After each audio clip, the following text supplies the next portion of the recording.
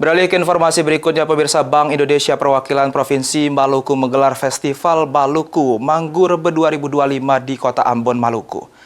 Dalam kegiatan tersebut, BI Maluku memfasilitasi sebanyak 52 UMKM di Ambon untuk memperoleh penghasilan lebih dan mendorong digitalisasi transaksi dengan perluasan penggunaan kris.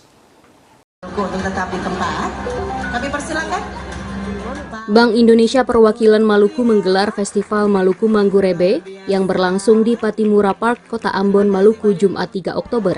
Dalam kegiatan tersebut, BI Maluku memfasilitasi sebanyak 52 usaha mikro, kecil, dan menengah atau UMKM di Ambon untuk memperoleh penghasilan lebih.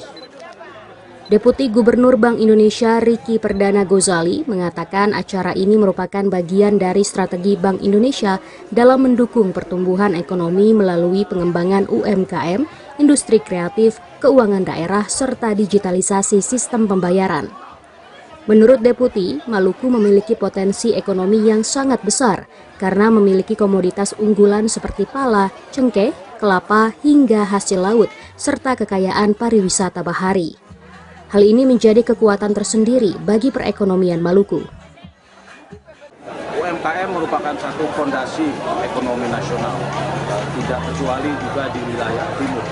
Oleh sebab itu, UMKM itu memberikan sumbangan yang luar biasa terhadap ekonomi, baik dari potensi, kemudian juga tenaga kerja, ataupun juga wilayah lingkupannya.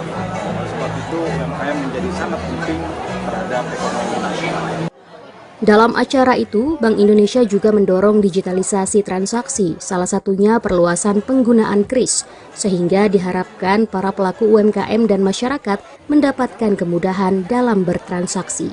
Dari Ambon, Maluku, Alfian Sanusi, Kantor Berita Antara, mewartakan.